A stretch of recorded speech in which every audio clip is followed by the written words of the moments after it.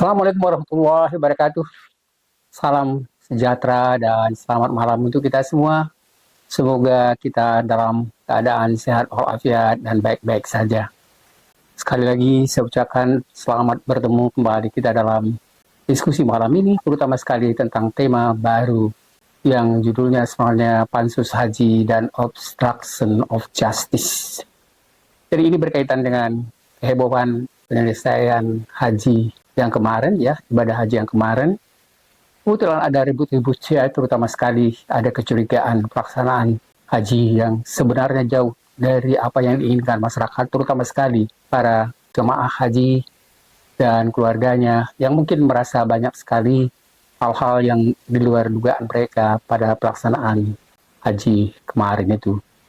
Teman-teman sekalian, jadi selesai penyelenggaraan haji, muncul kehebohan tentang pelaksanaan haji yang dianggap melanggar peraturan dan diduga keras ada korupsi dalam penyelenggaraannya. Teman-teman sekalian, jadi ini memang ada suatu masalah baru. Walaupun selama ini memang sering dikemukakan ada kemungkinan penyelenggaraan yang tidak begitu baik atau kemungkinan isu-isu adanya penggunaan anggaran yang tidak tepat. Tetapi kali ini benar-benar sepertinya sangat membuat masalah ini menjadi masalah besar sampai memunculkan apa yang sekarang yang akan kita bicarakan pada malam ini tentang ya upaya DPR untuk mengajukan hak angket. Dan tidak akan menjelaskan sebenarnya permasalahan hak angket ini, tapi sebelum kita menjelaskan tentang masalah hak angket, kita mencoba untuk menjelaskan permasalahan hak yang lain yang dimiliki oleh katakanlah misalnya DPR. Dan mungkin sekali ingat, sebelum misalnya sekarang ribut-ribut tentang hak angket yang berkaitan dengan jemaah haji yang kemarin, sebelumnya juga waktu pemilihan umum kemarin itu beredar usul dari rakyat yang cukup besar agar DPR mengajukan hak angket kepada Presiden. Tapi ternyata anggota DPR itu dari partai manapun tidak ada yang mendukung untuk meminta pertanggungjawaban terhadap penyelenggaraan pemilu yang oleh kelompok yang cukup besar sekali dalam masyarakat menyatakan ada pelaksanaan pemilihan umum yang tidak jujur dan adil, yang disebut terlaksananya apa yang disebut dengan TSM atau pemilihan umum yang terjadi pelanggarannya secara terstruktur, kemudian sistematis dan masif. Jadi terstruktur itu dikatakan bahwa sebenarnya sejak awal perencanaan itu sudah ada upaya untuk melakukan tindakan yang tidak jujur terhadap pelaksanaan pemilihan umum itu. Dan itu bisa kita lihat misalnya bagaimana perubahan atau misalnya Komisi Pemilihan Umum melakukan perubahan terhadap calon presiden dan wakil presiden, terutama sekali tentang usianya. Kemudian hal-hal yang lain, sampai misalnya selesainya pemilihan umum itu selalu dikatakan bahwa ada pelanggaran terhadap hak-hak rakyat untuk bisa melakukan pemilihan umum itu secara bebas, jujur, dan adil. Dan itu yang diributkan kemarin, yang disebut dengan pemilihan umum yang berjalan secara terstruktur, sistematis, dan masif itu melanggar kejujuran dan keadilan. Akan tetapi usul-usul itu juga tidak diterima oleh DPR. Nah, fokus pembahasan kita malam ini sebenarnya memang tentang hak angket DPR ini, tapi itu berkaitan dengan hak angket yang berkaitan tentang penyelenggaraan ibadah haji yang baru lalu, yang terjadi pelanggaran dan kedengarannya korupsi yang cukup mengkhawatirkan dan cukup besar pada pelaksanaannya. Dan untuk itu, lebih jelasnya hak-hak DPR, sebelum kita jelaskan tentang apa yang kita sebut tadi tentang hak angket DPR, ada baiknya sebenarnya kita menjelaskan pada diskusi malam ini tentang beberapa hak-hak DPR yang ada. Dan ini sebenarnya kita selalu dalam perkuliahan itu selalu mencoba untuk menjelaskan satu masalah itu. Tidak hanya dengan katakanlah misalnya pendapat yang sifatnya subjektif, tetapi mencoba menjelaskan semua problem itu dari pendekatan yang sifatnya akademis. Jadi ada penjelasan ilmiah yang kita jadikan dasar untuk menjadi pembahasan setiap kita melakukan satu katakanlah misalnya diskusi atau dialektika, betapapun itu misalnya dianggap sederhana. Teman-teman sekalian, jadi kita katakan hampir hak yang tidak dijamah DPR selama ini Mulai misalnya dari hak angket tadi, kemudian hak lain, kita tidak pernah mendengar ada DPR menggunakan itu. Dan oleh karena itu sebenarnya ada baiknya dan penting rasanya untuk menjelaskan tentang apa yang dimaksud dengan berbagai macam hak yang dimiliki oleh DPR itu.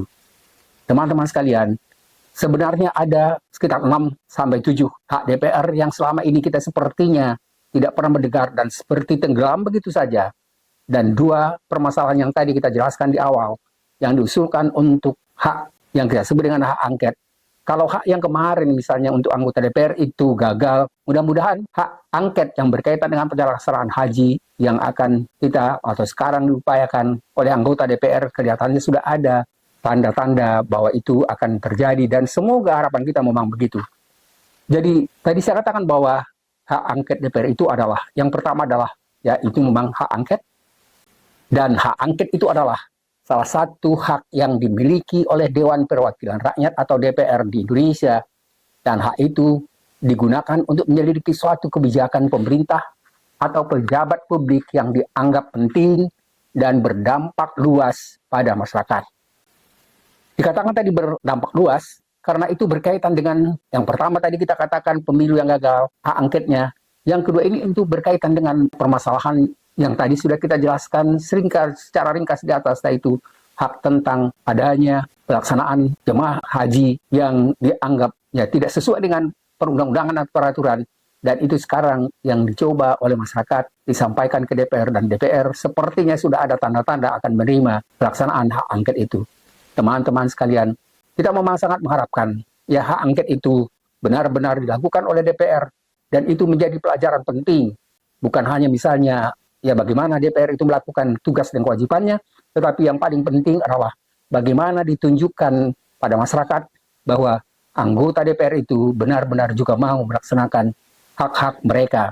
Karena itu sebenarnya sangat penting juga untuk bahan pelajaran bagi mulai misalnya anak-anak dari SMP, SMA, sampai universitas tentang pemahaman dan juga pengakuan bahwa DPR itu misalnya memang tidak mengabaikan semua hak dan kewajiban mereka untuk bisa mengawasi pemerintahan atau pejabat-pejabat yang dianggap melanggar peraturan dan perundang-undangan. Teman-teman yang saya hormati, yang kedua adalah hak DPR itu adalah hak interpelasi. Hak interpelasi ini adalah hak yang memungkinkan DPR untuk meminta keterangan kepada pemerintah tentang kebijakan tertentu. Jadi sebenarnya apa yang kita katakan tadi, misalnya tentang hak yang kita sebut tadi dengan hak-hak anggota DPR ini sebenarnya adalah hak yang secara jelas untuk melakukan apa yang kita sebut misalnya terjadinya perbedaan tiga legislatif, tugas dan saling misalnya mengawasi, yang terutama sekali misalnya DPR ini mempunyai hak khusus untuk bisa mengawasi misalnya semua pejabat pemerintah yang melakukan yang melakukan tindakan yang tidak sesuai dengan peraturan dan perundang-undangan. Jadi hak interpelasi ini memungkinkan DPR untuk meminta keterangan kepada pemerintah tentang kebijakan tertentu yang berdampak luas bagi masyarakat. Teman-teman sekalian, jadi interpelasi biasanya diajukan oleh sekelompok anggota DPR dan kemudian dibahas dalam rapat paripurna, dan pemerintah wajib sebenarnya memberikan penjelasan tentang apa yang diminta oleh anggota DPR itu, dan hasil interpelasi dapat mempengaruhi kebijakan pemerintah atau juga menjadi dasar untuk tindakan politik selanjutnya. Jadi jangan dianggap sebenarnya hak DPR ini hak yang hanya ada begitu saja, tapi bisa melakukan sampai misalnya hak angket atau hak yang kita sebut tadi dengan hak interpelasi itu juga mempunyai risiko politik, apalagi kalau misalnya terjadi pelanggaran yang sangat berat. Yang ketiga adalah hak menyatakan pendapat. Hak menyatakan pendapat ini adalah hak yang digunakan oleh DPR, hak yang dimiliki oleh DPR untuk menyatakan pendapat atau sikap yang terkait dengan kebijakan atau tindakan pemerintah, dan hak ini dapat digunakan setelah hak interpelasi atau hak angket, dan jika DPR merasa perlu memberikan pandangan resmi, maka hak menyatakan pendapat itu bisa dilanjutkan sebagai lanjutan dari hak-hak yang sebelumnya, dan pendapat dari DPR dapat berupa rekomendasi, bisa dalam bentuk saran, atau bahkan keputusan untuk mengambil tindakan tertentu yang lebih jelas, yang lebih tegas, seperti misalnya mengajukan mosi tidak percaya kepada pemerintah, atau pada pejabat terkait, dan mosi tidak percaya ini sebenarnya bisa meminta juga akhirnya atau mengakibatkan dampak mundurnya atau dimundurkannya pejabat tertentu atau juga misalnya presiden. Yang keempat adalah hak yang kita sebut dengan hak budget. Jadi DPR memiliki hak budget untuk membahas dan menyetujui atau menolak anggaran negara yang diajukan oleh pemerintah. Jadi pemerintah memiliki hak untuk mengajukan budget ya, terutama sekali misalnya dibantu oleh stafnya, terutama sekali Menteri Keuangan ya dan staf yang lain. Dalam proses ini DPR mengevaluasi dan bagaimana misalnya rencana yang dilakukan dari yang diajukan oleh anggota pemerintah itu ke DPR dan bagaimana rencana pengeluaran dan pendapatan negara serta bagaimana pengusulan perubahan atau penyesuaian jika memang diperlukan. Jadi DPR sebenarnya memiliki hak untuk menerima atau mengajukan perubahan terhadap hak angket itu. Hak budget ini sangat penting karena berhubungan sebenarnya langsung dengan pengelolaan keuangan negara dan pelaksanaan program-program yang diajukan pemerintah. Teman-teman sekalian, kemarin itu kita lihat masalah yang kita sebut dengan hak budget ini menjadi masalah yang sangat krusial dan berat untuk menentukan bagaimana misalnya permintaan pemerintah untuk anggaran budget untuk tahun depan dalam keadaan kondisi ekonomi kita seperti sekarang ini dan utang yang begitu besar dan banyak. Jadi hak budget ini tidak main-main sebenarnya karena akan mempunyai konsekuensi yang besar sekali. Bukan pada perintah sebenarnya, tapi pada masyarakat, karena nanti pasti membebani mereka. Dan sekarang misalnya sudah ada isu-isu dan rencana untuk misalnya menaikkan berbagai macam hal, termasuk misalnya pajak dan juga peraturan-peraturan lain yang diharapkan itu sebenarnya bisa menambah pendapatan negara untuk bisa mengatasi utang yang besar itu. Yang kelima adalah hak legislasi. Hak ini memberikan pada DPR kewenangan untuk membuat atau mengubah atau mencabut undang-undang yang dianggap tidak sesuai dengan peraturan, dan DPR dapat mengajukan rancangan undang-undang baru dan membahasnya dalam sidang komisi dan kemudian membawanya ke rapat paripurna untuk disetujui. Hak legislasi ini adalah salah satu fungsi utama DPR sebagai lembaga legislatif. Ingat, ada lembaga legislatif, ada lembaga yudikatif, dan lembaga eksekutif. Jadi sebenarnya lembaga eksekutif itu termasuk salah satu lembaga yang selalu harus diawasi oleh hak legislasi dari DPR ini. Dan yang keenam, kalau tidak salah ini adalah yang terakhir, hak imunitas. Dan yang dimaksud dengan hak imunitas itu ya hak untuk melindungi anggota DPR dari tuntutan hukum atau tindakan hukum lainnya yang berkaitan dengan pernyataan atau tindakan yang mereka lakukan dalam menjalankan tugasnya. Jadi, mestinya anggota DPR itu tidak perlu sedikit pun merasa takut karena tidak ada sebenarnya hak mereka untuk dituntut karena mereka memiliki hak imunitas. Dan hak imunitas itu bertujuan untuk memastikan bahwa anggota DPR dapat menjalankan fungsi mereka secara terbuka dan bebas tanpa takut akan adanya intimidasi atau tekanan hukum. Teman-teman sekalian, kita sudah menjelaskan sebenarnya sebagai pengantar untuk menjelaskan nanti tentang hak angket yang sedang sekarang digodok dan diupayakan untuk bisa misalnya menjadi hak DPR yang berkaitan dengan pelaksanaan haji kemarin yang dianggap banyak melakukan ya hal-hal yang tidak sesuai dengan peraturan. Hak ini merupakan bagian dari sistem yang sifatnya check and balance dalam demokrasi Indonesia. Jadi hak-hak yang kita kemukakan dari DPR ini memang perlu sekali menjadi perhatian utama bagi anggota DPR karena memang ini adalah tugas dan fungsi mereka, dan mudah-mudahan ini bisa diwujudkan dalam rencana untuk bisa mengajukan dan menyetujui tentang hak angket pada pelaksanaan haji yang kemarin ini.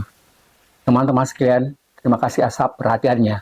Mudah-mudahan keenam ya hak yang kita jelaskan tadi yang dimiliki oleh DPR untuk selanjutnya pada anggota DPR yang baru-baru ini dan akan diangkat nanti, diresmikan nanti, mudah-mudahan bisa menjalankan tugasnya dengan baik sesuai dengan hukum dan peraturan. Dan itu sebenarnya upaya untuk menjadikan negara ini sebagai negara yang taat hukum dan mudah-mudahan bisa lebih menciptakan Indonesia yang lebih baik ke depan. Terima kasih. Selamat malam. Assalamualaikum warahmatullahi wabarakatuh.